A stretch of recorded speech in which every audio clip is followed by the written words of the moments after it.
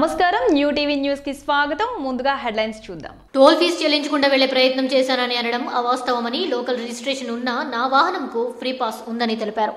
ఇబ్రహీంపట్నంలో doctor BR Ambedkar, Babu Jagjivan రామ్ల విగ్రహాల ఆవిష్కరణ కార్యక్రమానికి హోంమంత్రి మేకతోటి సుచరిత.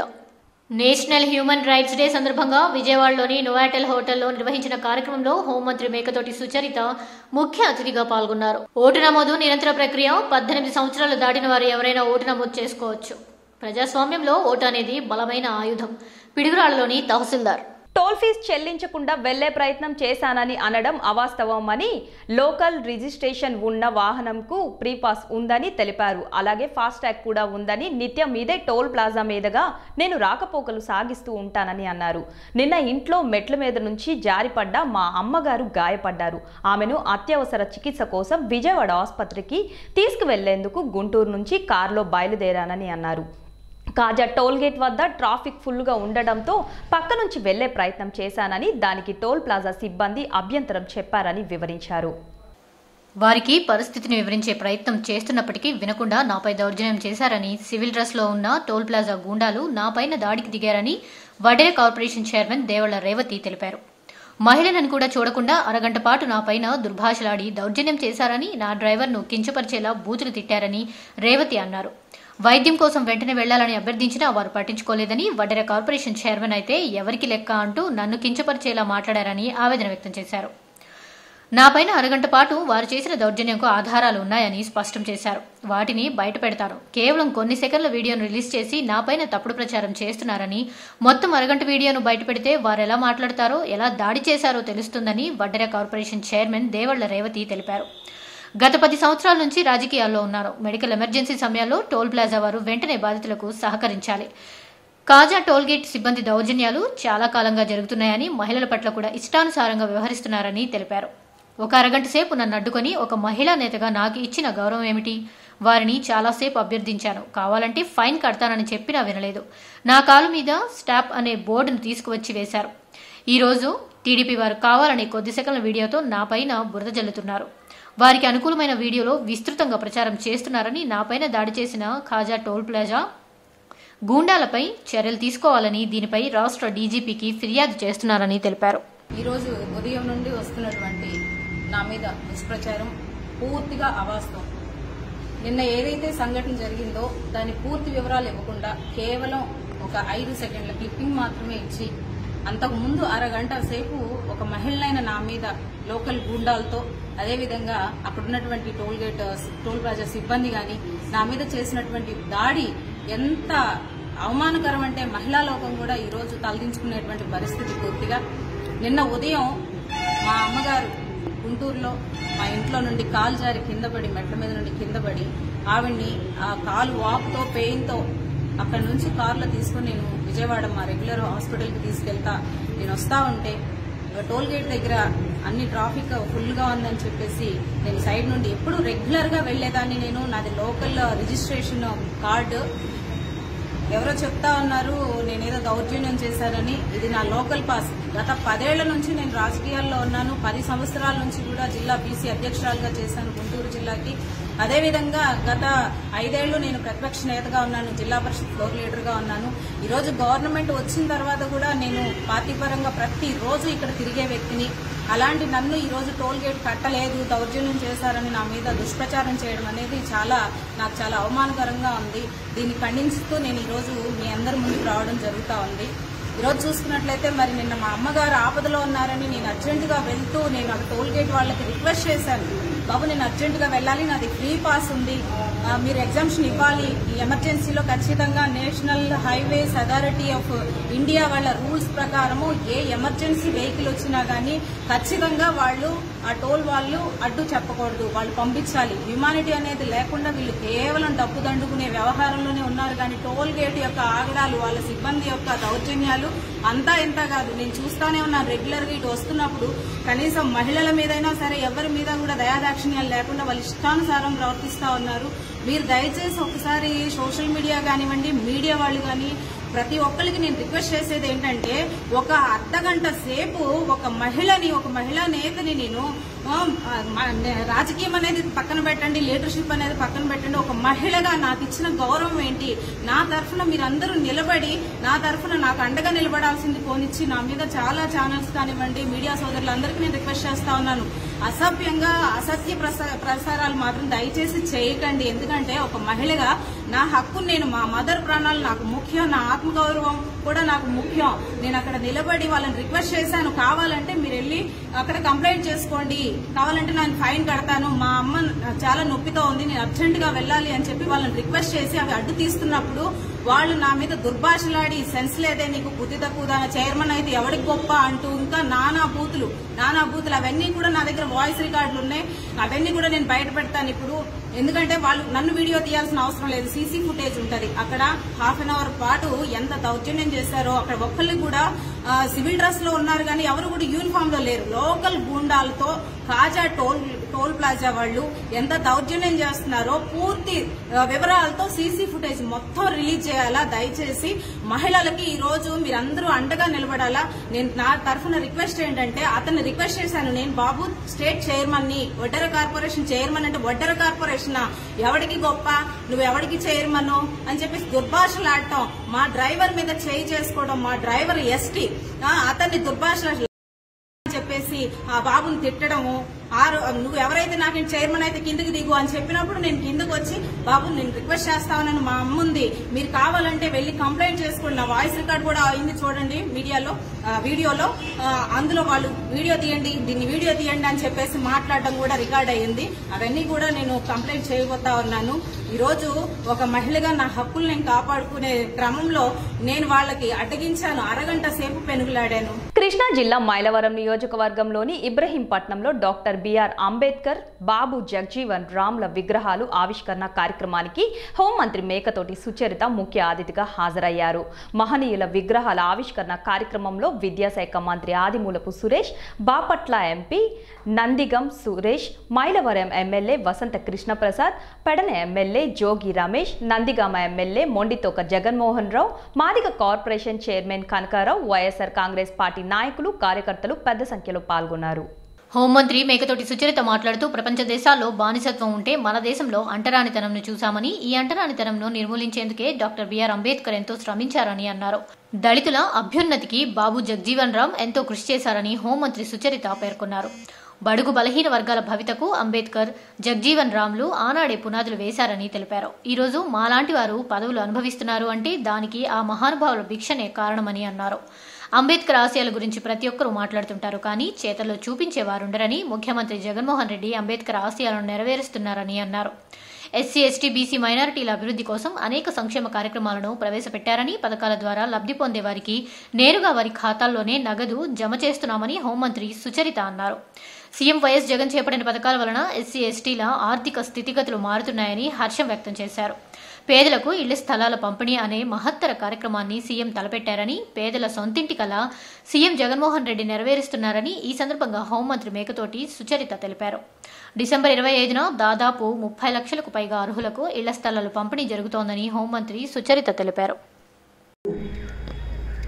ప్రపంచ దేశాల్లో బానిసత్వం అంటే ఏంటో తెలుసు, కానీ మన భారతదేశంలో మరి మనం చెట్టును పూజిస్తాం, పక్షుల్ని పూజిస్తాం, కానీ మనిషిని మనిషి అంటుకోకూడదు అనేటువంటి ఒక సాంఘిక దురాచారంలో నుండి మరి ఎంతో కష్టపడి చదివి ఈరోజు భారతదేశానికి ప్రపంచ దేశాల్లోనే ఒక అత్యున్నతమైనటువంటి రాజ్యాంగాన్ని అందించినటువంటి మన భారతరత్న బిఆర్ అంబేద్కర్ గారు, అదేవిధంగా జగజ్జీవన్ రావు గారి యొక్క విగ్రహాలను ఆవిష్కరిస్తూ మరి ఇంత హైవే పక్కన ఏర్పాటు చేసుకునేటువంటి గొప్ప కార్యక్రమానికి సహకరించినటువంటి మీ శాసనసభ్యులకు ముందుగా నేను ధన్యవాదాలు తెలియజేసుకుంటున్నాను.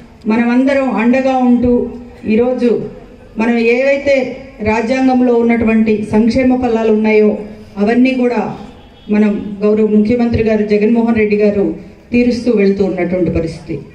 ఎందుకంటే మనం చెప్పాలి అంటే ఈరోజు ఈ వేదిక మీద నేనున్నా కానీ, సురేష్ గారు ఉన్నా, సోదరుడు సురేష్ ఉన్నా కానివ్వండి, లేదంటే మన పెద్దలు జగన్మోహన్ రావు గారు ఉన్నా కానివ్వండి, మేమంతా ఈరోజు రిజర్వేషన్ ఫలాల్లోనే అసలు శాసనసభ్యులుగా ఎన్నిక కాగలిగామంటే వాళ్ళు పెట్టినటువంటి భిక్షగా మాత్రం చెప్పుకోవచ్చు. ఎందుకంటే వాళ్ళు లేదే మేము లేము. ఈరోజు మాకు కనీసం శాసనసభ్యులుగా కానివ్వండి ఏదైనా అవకాశాలు వచ్చినాయి అంటే ఆ రోజు రాజ్యాంగంలో రాయకపోతే మాకంటూ అవకాశాలు రావు. కానీ మనం చాలామంది అనుకుంటూ ఉంటాం ఎప్పుడు డాక్టర్ బిఆర్ అంబేద్కర్ గారి ఆలోచన విధానంలో అని. మరి రాజ్యాంగాన్ని ఇచ్చారు, కానీ దాన్ని ఆచరించి చూపించేటువంటి పాలకులు లేనప్పుడు ఏదైనా కానీ వృధా అయిపోయేటువంటి పరిస్థితి. కానీ ఈరోజు డాక్టర్ బిఆర్ అంబేద్కర్ గారి ఆలోచన విధానాన్ని అనుసరించి ఆయన జగన్మోహన్ రెడ్డి గారు ముఖ్యమంత్రిగా పదవి తీసుకోగానే మరి ఎవరైతే ఎస్సీ ఎస్టీ బీసీ మైనారిటీలు ఉన్నారో వాళ్లకు మంత్రివర్గంలో 60% స్థానం కల్పించినటువంటి ఘనత గౌరవ ముఖ్యమంత్రి గారికే దక్కుతుంది. నేషనల్ హ్యూమన్ రైట్స్ డే సందర్భంగా విజయవాడలోని నోవాటెల్ హోటల్లో నిర్వహించిన కార్యక్రమంలో హోంమంత్రి మేకతోటి సుచరిత ముఖ్య అతిథిగా పాల్గొన్నారు. ఈ కార్యక్రమంలో YSR Congress party Vijayawada east incharge Devineni Avinash, ZPTC అభ్యర్థి Keerthi Soujanya, NHRACC national chairperson Samson, AP chairman RJ Raju, Dara Vikram, ఇతర కౌన్సిల్ సభ్యులు పాల్గొన్నారు. ఈ సందర్భంగా హోంమంత్రి మేకతోటి సుచరిత మాట్లాడుతూ నేషనల్ హ్యూమన్ రైట్స్ డే సందర్భంగా ప్రతి ఒక్కరికి శుభాకాంక్షలు తెలిపారు. ఏపీలో నూతనంగా ఏర్పాటు చేసిన national human rights and anti crime council సభ్యులకు హోంమంత్రి సుచరిత అభినందనలు తెలిపారు. భారత రాజ్యాంగం మనకు కొన్ని హక్కులను కల్పించిందని అన్నారు. స్వాతంత్ర్యం వచ్చి ఎన్ని సంవత్సరాలు అవుతున్నా హక్కుల ఉల్లంఘన జరుగుతూనే ఉందని తెలిపారు. మన హక్కులను మనం సాధించుకోవడానికి ఇంకా పోరాడవలసిన ఆవశ్యకత కనపడుతోందని హోంమంత్రి సుచరిత అన్నారు. వివిధ రంగాల్లో నిపుణులైన వారు హక్కుల పరిరక్షణ కోసం ముందుకు రావడం చాలా సంతోషకరమైన విషయమని అన్నారు. పరిరక్షణ కోసం ముందుకు రావడం చాలా సంతోషకరమని పేర్కొన్నారు.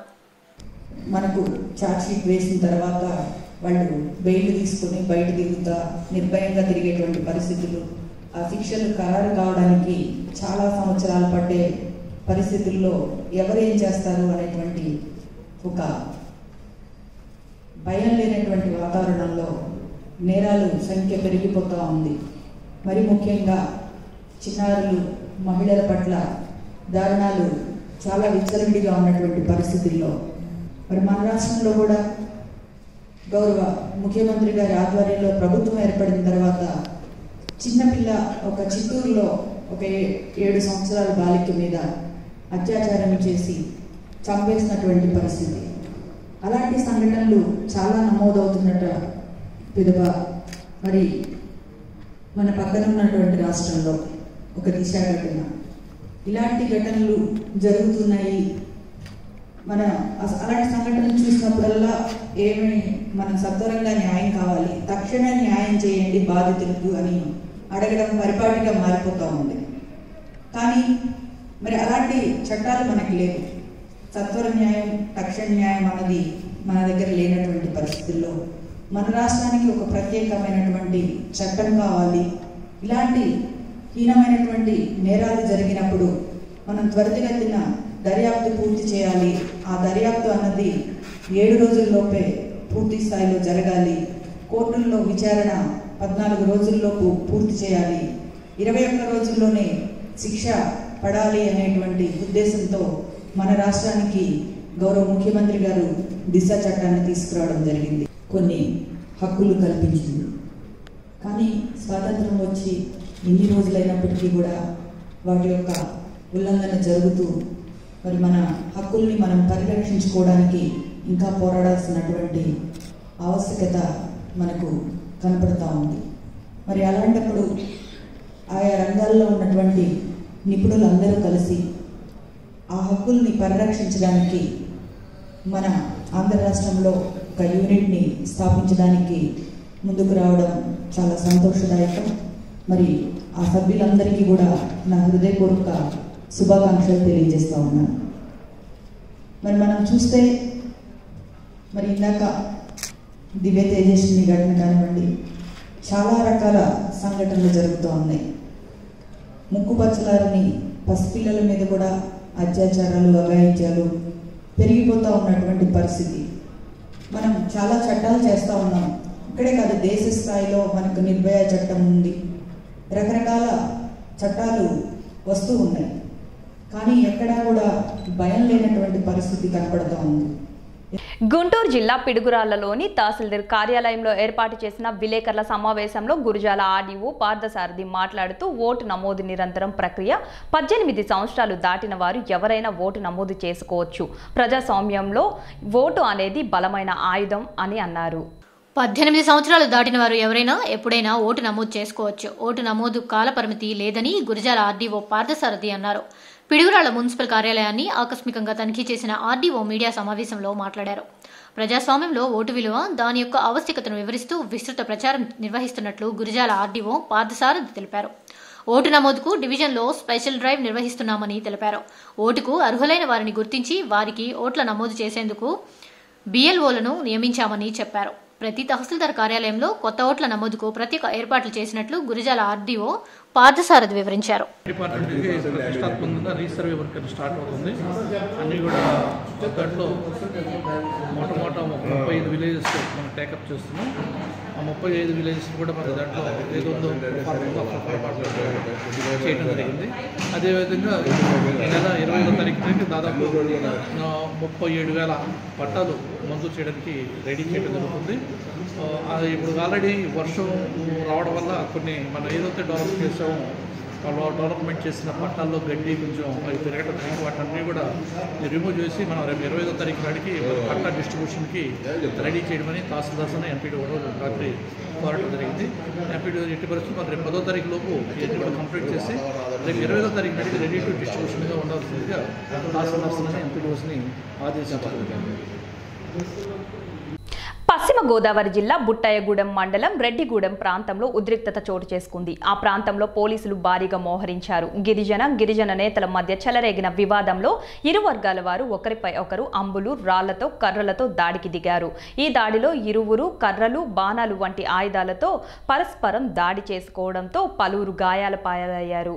పోలీసులు పరిస్థితిని చక్కదిద్ది ఇరువురిపై కేసు నమోదు చేశారు.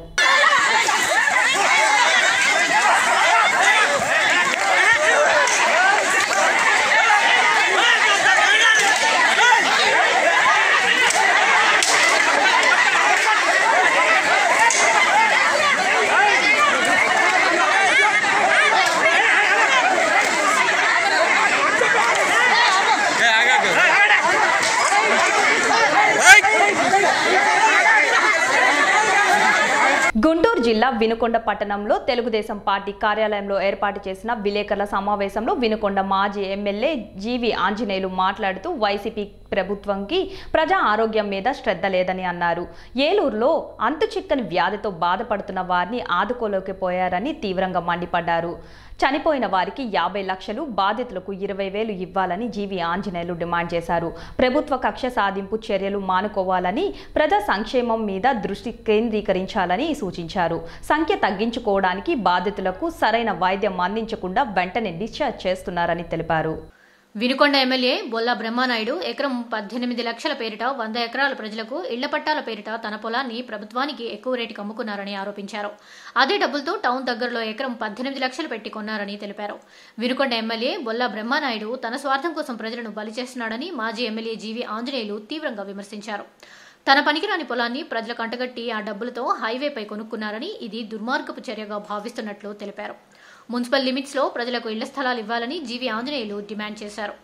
అర్బన్ హౌసింగ్ ని గాలికి వదిలేశారని, టిట్కో ఇల్లు ఫ్రీగా ఇస్తామని ఎన్నికల్లో వాగ్దానం చేసి ఇప్పుడు డబ్బులు కట్టామనడం సిగ్గుచేటని తీవ్రంగా మండిపడ్డారు. వినుకొండ ఎమ్మెల్యే బొల్లా బ్రహ్మానాయుడు నటనలో జీవిస్తున్నాడని తీవ్రంగా విమర్శించారు. రామలింగేశ్వర స్వామి కొండపైకి నిధులు టీడీపీ గవర్నమెంట్ శాంక్షన్ చేపించామని, అలాగే 5 లక్షల రూపాయల సొంత డబ్బులు ఇచ్చానని తెలిపారు. వినుకొండలో భూమాఫియా బొల్లా కనుసన్నల్లో రాజుమేల్తోందని జీవి ఆంజనేయులు అన్నారు.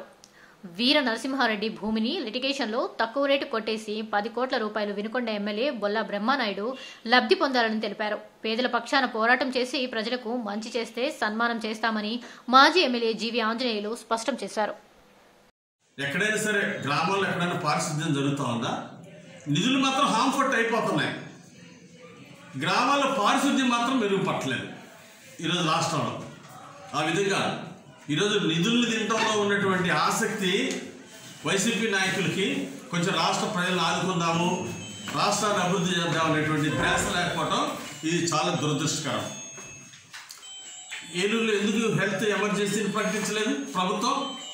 ఈరోజు ఏలూరులో ప్రాణాలు కాపాడటం కోసం హెల్త్ ఎమర్జెన్సీ ప్రకటించాల్సినటువంటి అవసరం ఉందని ప్రభుత్వాన్ని డిమాండ్ చేస్తున్నాం. అంతేకాదు హెల్ప్ లైన్ ఒకటి ఏర్పాటు చేయండి. ఊరికి ప్రభుత్వం నిమ్మకి నీరెత్తినట్టు ఉంటే సరిపోతుందా? హెల్ప్ లైన్ ఎందుకు పెట్టరు?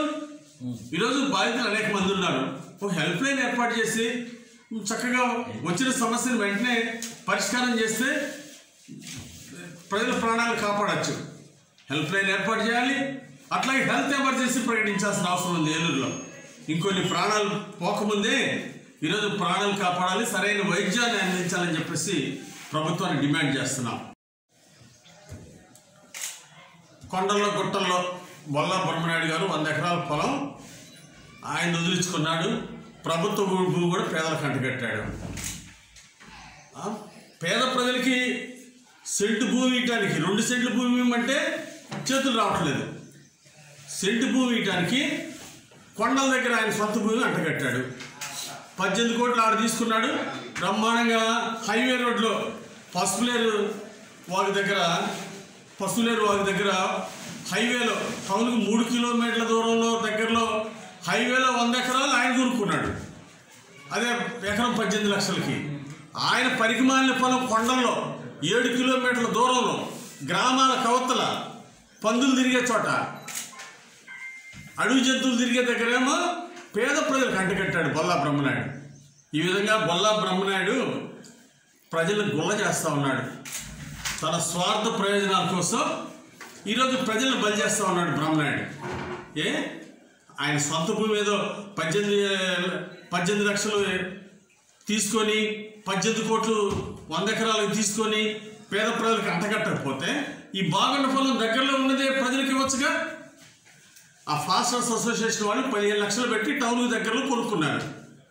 వాళ్ళకి 15 లక్షలకే టౌన్కి దగ్గరలో దొరికితే మరి కనీసం 50 లక్షలు పెడితే ఎకరానికి మంచి భూమి దొరుకుతుంది, మంచి ప్లాట్లు ఇవ్వచ్చు, నివాసయోగ్యమైన ఇవ్వచ్చు. ఎకరానికి 50 లక్షలు. ఏలూరులో 70 మరి తనాల్లో 70 లక్షలు పెట్టి ఎకరం పెట్టి కొన్నారు. 90 లక్షలు కూడా కొని ఇచ్చారు పేద ప్రజలకి. వినుకొండ ప్రజలు ఏం పాపం చేసుకున్నారు? కృష్ణా జిల్లా తిరువురి మండలం లక్ష్మీపురం వద్ద విజిలెన్స్ అధికారులకు వచ్చిన సమాచారం మేరకు వాహనాల తనిఖీలు చేపట్టారు. ఖమ్మం నుండి అక్రమంగా కాకినాడకు తరలిస్తున్న ఏపీ 31 TH 1249 లారీలో 210 క్వింటాల రేషన్ బియ్యం పట్టుకున్న vigilance SI Sivaramakrishna lorry seize చేసి కేసు నమోదు చేశారు. ఎస్ఐ శివరామకృష్ణ వెంట విజిలెన్స్ సిబ్బంది ఉన్నారు.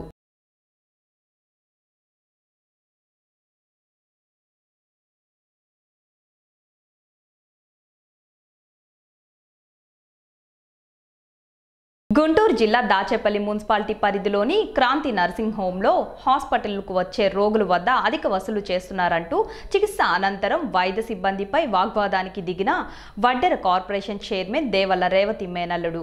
కొవ్వు గడ్డలు, కాన్సర్ గడ్డలు అనుమానం ఉందంటూ పరీక్షలు నిర్వహించి వేల రూపాయలు అధికంగా బిల్లులు చేశారంటూ రేవతి మేనల్లుడు ఆరోపించారు. అధికంగా వసూలు చేస్తుండటంతో గతంలో కూడా క్రాంతి నర్సింగ్ హోంపై స్థానికులు దాడి చేశారని తెలిపారు.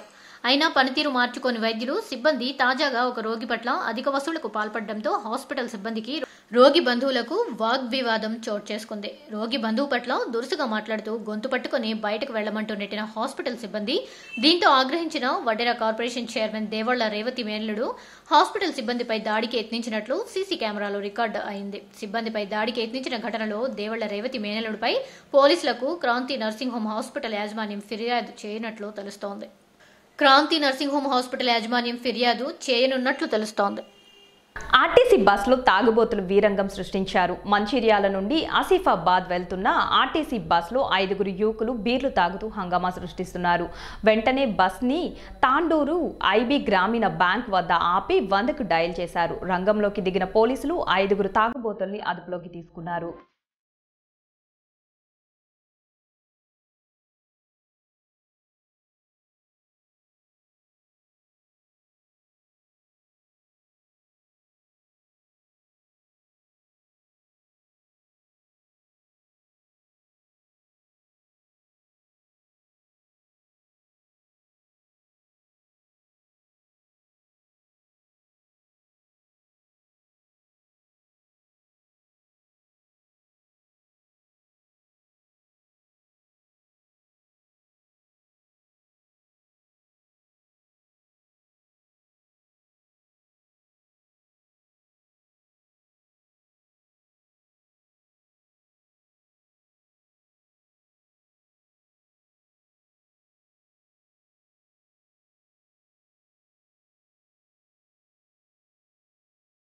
పాత్రికేయుడిని చంపుతానని బెదిరించిన ఎమ్మెల్యేపై చర్యలు తీసుకోవాలని పెద్దపల్లి జిల్లా గోదావరికని రాజీవ్ రహదారిపై పాత్రికేయులు రాస్తారోకో నిర్వహించారు. స్థానిక గోదావరికని ప్రెస్ క్లబ్ నుండి ర్యాలీగా వెళ్లి అంబేద్కర్ విగ్రహం సమీపంలోని రాజీవ్ రహదారిపై బైఠాయించి ఆందోళన వ్యక్తం చేశారు. ఈ సందర్భంగా ప్రెస్ క్లబ్ అధ్యక్షులు వంశీ మాట్లాడుతూ అధికార బలంతో పటాన్చెరు ఎమ్మెల్యే మహిపాల్ రెడ్డి గూండాగిరిగా వ్యవహరించారని అన్నారు. ప్రజల సమస్యల పరిష్కారం కోసం పాటుపడుతున్న పాత్రికేయులను బెదిరింపులకు గురి చేయడం సరికాదని కేసు నమోదు చేసి వదిలిపెట్టకుండా పార్టీని సస్పెండ్ చేయాలని డిమాండ్ చేశారు. ఈ కార్యక్రమంలో ప్రధాన కార్యదర్శి పూదరి కుమార్, కోశాధికారి దయానంద్ గాంధీ, నాయకులు కోలా లక్ష్మణ్, పిట్టెల రాజేందర్, నాగపూరి సత్యనారాయణ, శ్యాంసుందర్, మాధవరావు, వాసు, రాజ్ కుమార్, శేఖర్, కుమార్ పాత్రికేయులు అధిక సంఖ్యలో పాల్గొన్నారు. హైదరాబాద్ అయితే మీరు జోలే పట్టుకొని తిరగాల్సి ఉంటుంది. కేసీఆర్ మీ పట్ల కొంత తెలంగాణలో గౌరవం ఉన్నది, అది పొడగొట్టుకోవద్దు. మీ ప్రజాస్వామ్యం పట్ల మీకు ఎంత గౌరవం ఉన్నదో మహిపాల్ రెడ్డి మీద టీఆర్ఎస్ పార్టీ తీసుకునే చర్యలను బట్టి ఇవాళ తెలంగాణ సమాజానికి అర్థమవుతుంది. మేము ఇన్ని రోజులు రాజకీయాలు చేయలే, నువ్వే అన్నావు పసిగుడ్డు తెలంగాణ, మేము ఒకటేసారి గెలిచినాం, మాకు రెండోసారి అవకాశం ఇవ్వమంటే మేము అందరం ఊకున్నాం. కానీ నువ్వు ఇట్లా దింగారా చెప్తానంటే, రువాబు చెప్తానంటే, మీ ఎమ్మెల్యేలకు కత్తులు కూడా నుంచి చంపుతానంటే మేము రేపు పొద్దుగాల 2023లో మేము పక్కన నిలబడతాం. మా కత్తులు కొట్టాలి నద్దు కలం చేతులు పట్టుకున్నామంటే మంచి వాళ్ళు గంగలు కలిసిపోయారు. జాగ్రత్త కేసీఆర్, టీఆర్ఎస్ శ్రేణులు మొత్తం మనకి చెప్తున్నాం, మీరు ప్రజల మీద చాలా దౌర్జన్యం చేస్తున్నారు.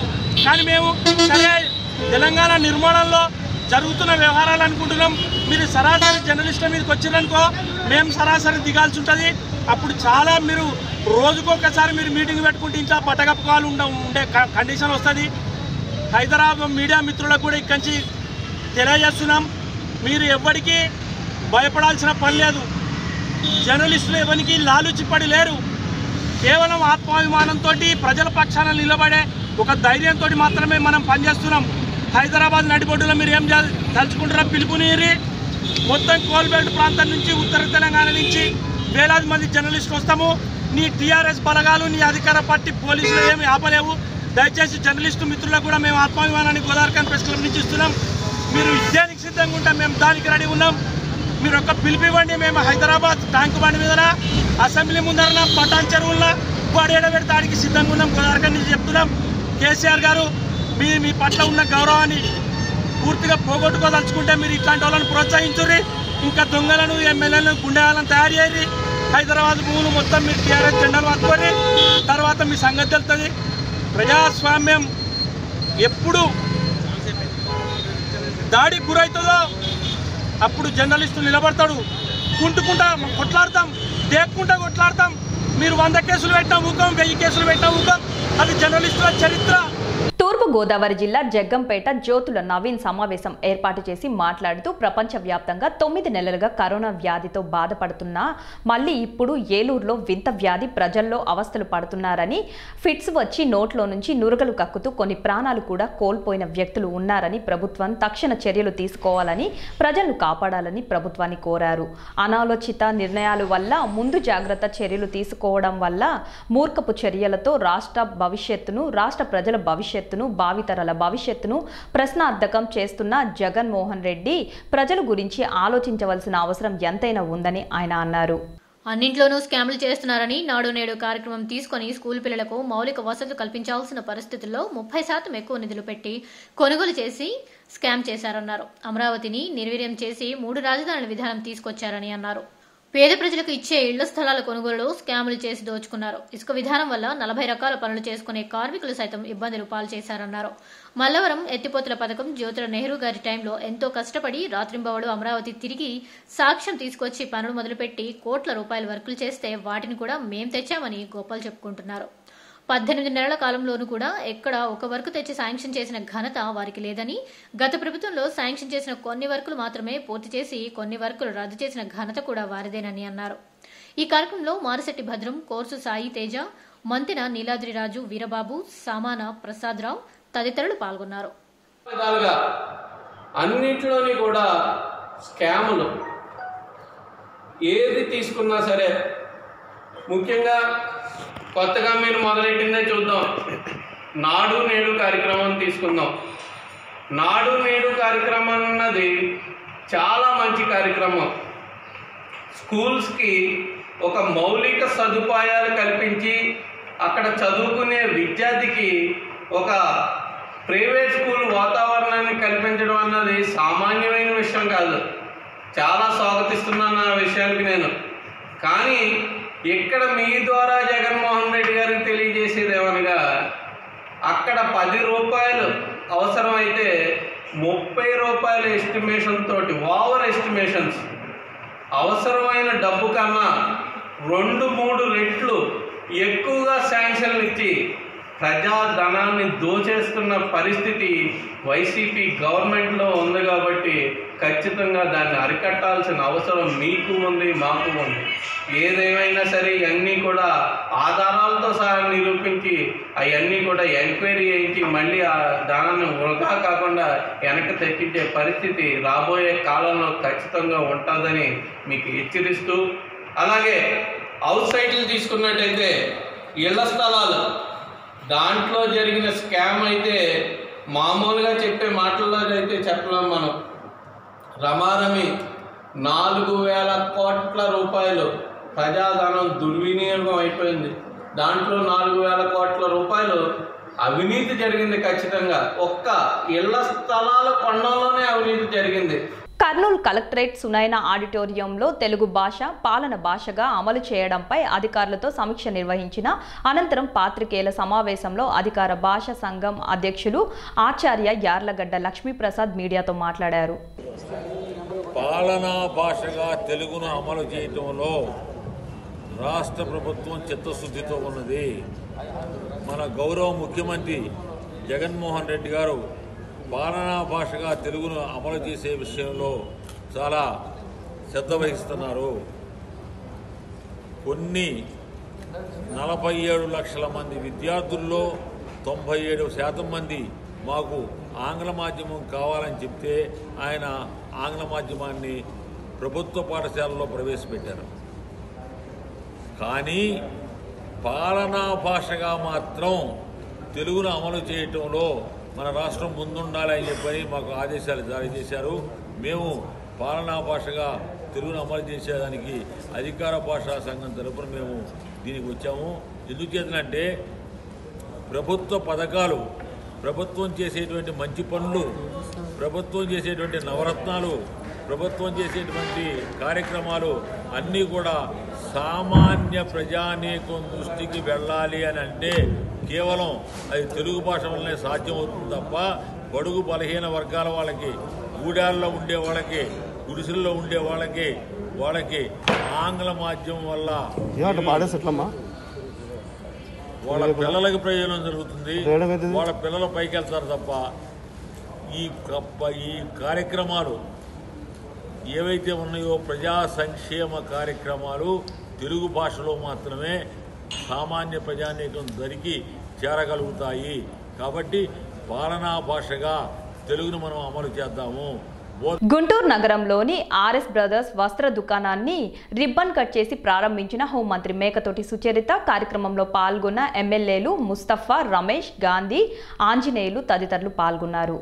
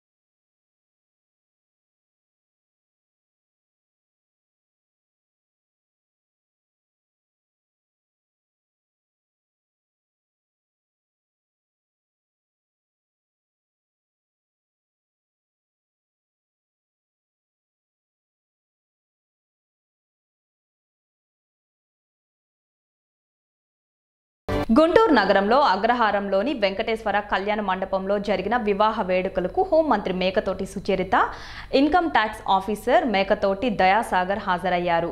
ఆళ్ల రవి దేవరాజు కుటుంబ వివాహ వేడుకల్లో హోంమంత్రి సుచరిత దంపతులు పాల్గొన్నారు. వధూవరులు సూర్యకుమారి, పవన్ కుమార్ దంపతులను హోంమంత్రి సుచరిత, దయాసాగర్ ఆశీర్వదించారు.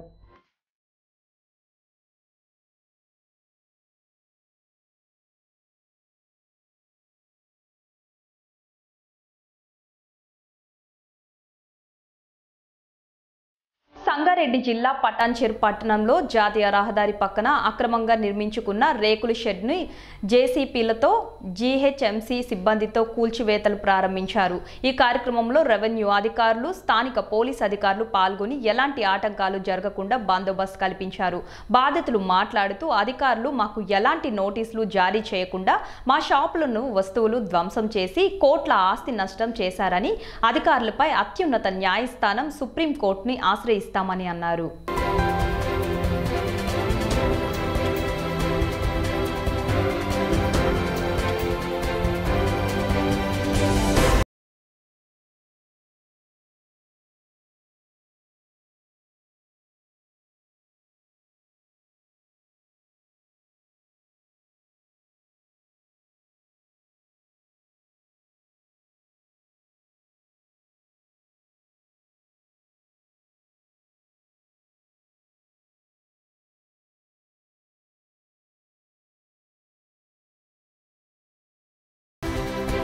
వార్తలు ముగించే ముందు హెడ్లైన్స్ మరోసారి. టోల్ ఫీజు చెల్లించకుండా వెళ్లే ప్రయత్నం చేశానని అనడం అవాస్తవమని, లోకల్ రిజిస్ట్రేషన్ ఉన్న నా వాహనంకు ఫ్రీ పాస్ ఉందని తెలిపారు.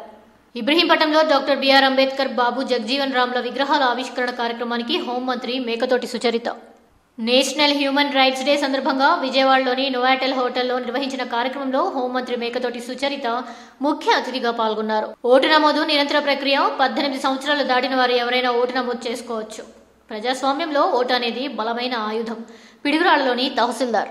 న్యూ టీవీ న్యూస్ ఇంతటితో సమాప్తం. తిరిగి రేపటి బులెటిన్లో మళ్ళీ కలుద్దాం. అంతవరకు సెలవు. నమస్కారం.